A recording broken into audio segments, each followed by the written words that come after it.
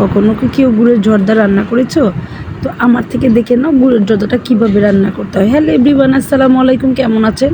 তো আজকে আমি রান্না করব গুড়ের জর্দা বা মিঠা কাঞ্চি। তো প্রথমে একটা কড়াইয়ে আমি পরিমাণ মতো ঘি দিয়ে দিব। ঘি দেওয়ার পরে তার মধ্যে দারুচিনি আর এলাচ দিয়ে দিব।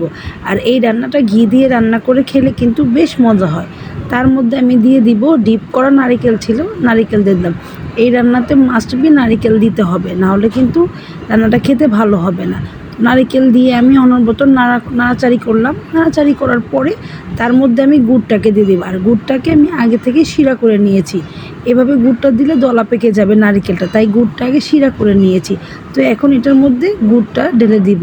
ঢেলে দিয়ে একটু রান্না করে নিতে হবে। রান্না করার পরে যে আমি আগে থেকে ভাতের চালটাকে সিদ্ধ করে ভাত রান্না করে নিয়েছি, যাতে রান্না করতে সহজ হয়।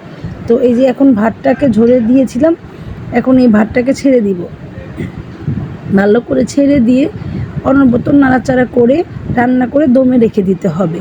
তো এই যে সুন্দর মতন একটু নাড়াচাড়া করে আমি দমে রেখে দিব 10 মিনিটের জন্য। তারপরে শেষে আমি আরেকটু ঘি দিয়ে পরিবেশন করব। ঘিটা বেশি দিলে খেতে কিন্তু খুব ভালো হয়। তো আমার মতন এই গুড়ের জর্দাটা কে কে পছন্দ করো আর কে কে বানিয়ে খেয়েছো, আমার রেসিপি দেখে তোমরা অবশ্যই ট্রাই করে দেখবে। এটা খেতে কিন্তু খুব মজা। আল্লাহ।